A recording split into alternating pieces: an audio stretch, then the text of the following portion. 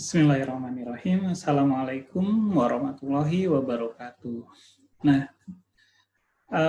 kali ini yang kita bahas adalah tahapan ketujuh dari siklus kehidupan keluarga Duval, yaitu middle age parent in emptiness, atau sering juga disebut dengan emptiness stage. Ya. Pada fase ini, pada tahapan ini,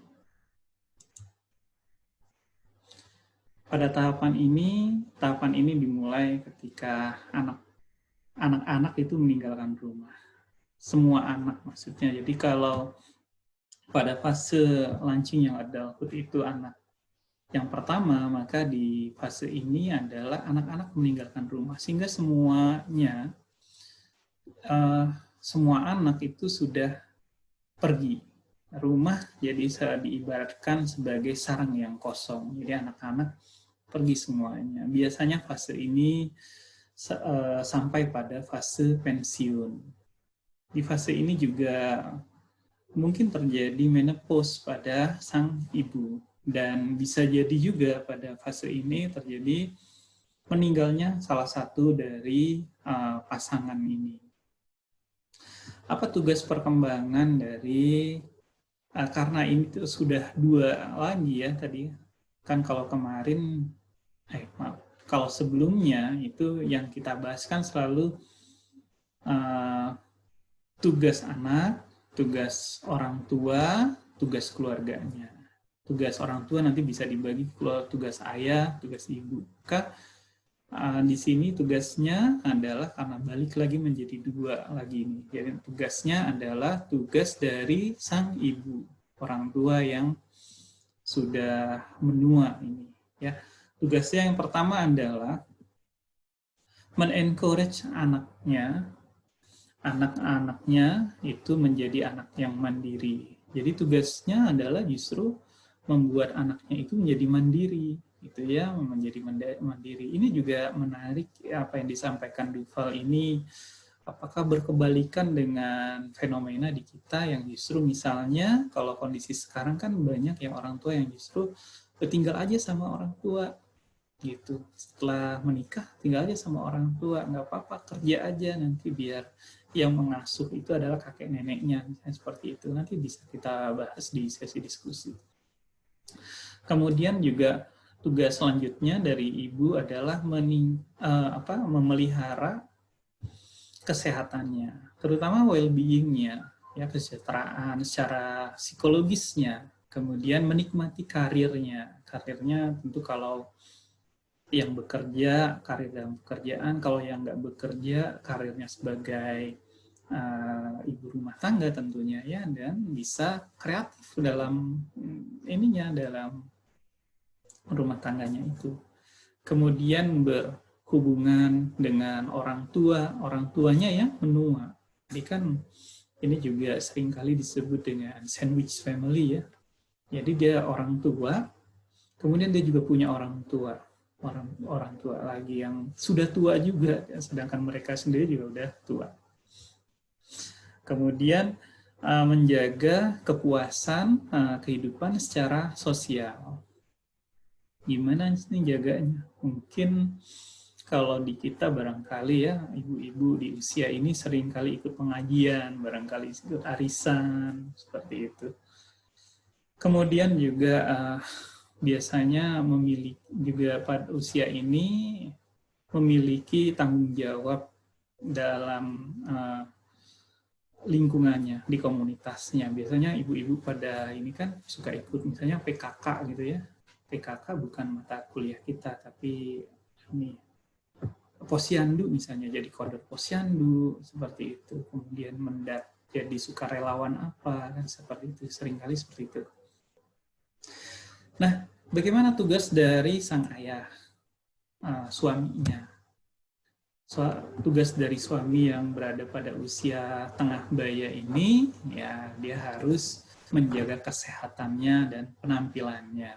Ya. Kemudian juga biasanya pada fase ini juga dia minatnya, mengembangkan minatnya, biasanya udah mendapatkan apa yang menjadi cita-citanya gitu ya. Harusnya dia puas pada hal itu. Kemudian juga tugas selanjutnya adalah puas dengan aktivitas-aktivitas di luar pekerjaannya, leisure time-nya, waktu senggangnya, di waktu senggangnya. Ya, makanya seringkali di fase ini ya, kalau suka digambarkan di film-film kan, bapak-bapak di usia ini suka main catur misalnya, atau mengikuti komunitas tertentu. Coba nanti dilihat ya, banyak sekali komunitas, misalnya komunitas sepeda sekarang yang lagi banyak. Banyak sekali di jalan-jalan itu orang-orang yang di usia tengah baya ini yang asik bersepeda. Gitu kan? Mungkin itu adalah bagian dari tugas perkembangan ini nih, yang ini. Kemudian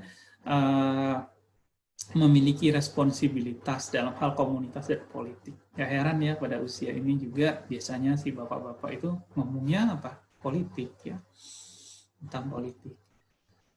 Bagaimana dengan tugas keluarganya? Tugas keluarganya itu merasa nyaman, mendapatkan kenyamanan, dan juga kesehatan dalam hal well-being-nya, dalam hal kesejahteraan secara psikologisnya. Kemudian tugas perkembangan selanjutnya adalah mengalokasikan terhadap kebutuhan-kebutuhan kelak. Karena kebutuhan yang sekarang dan kelak itu akan berbeda kan ya.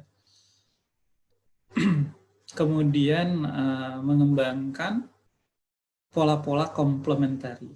Komplementari itu gimana? Ya, jadi misalnya sudah pensiun misalnya, tentu pensiun ya, misalnya sudah pensiun itu kan penghasilannya berkurang, maka dia harus bisa mengkomplementari, menutupi misalnya biaya yang tadinya itu untuk apa jadi apa, seperti itu. Jadi tetap terpenuhi,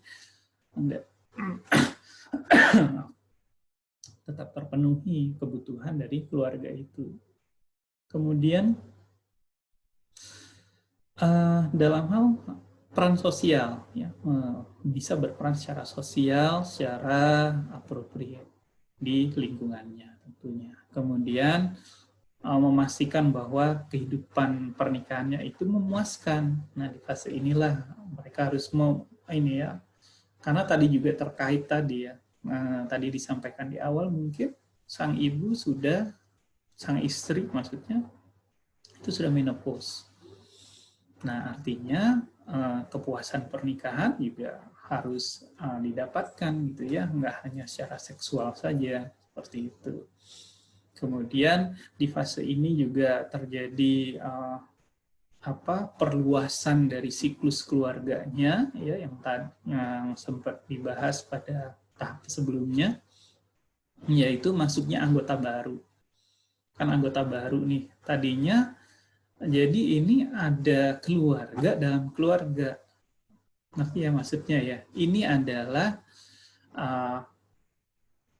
emptiness stage.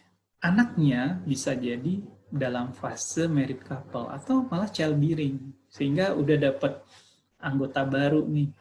Misalnya anak pertamanya anaknya udah childbearing, anak yang keduanya married couple. Nah, artinya kan keluarga ini mulai meluas, membesar ininya ya, siklusnya ya, circle-nya.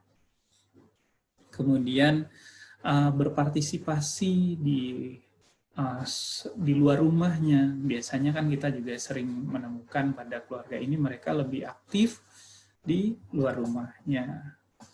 Kemudian memastikan values, nilai-nilai kehidupannya. Apa sih nilai kehidupannya? Nah, itu yang harus di affirming sama keluarga ini. Nah, begitu yang bisa saya sampaikan. Untuk ada hal yang misalnya kurang jelas, bisa kita bahas di sesi diskusi. Assalamualaikum warahmatullahi wabarakatuh.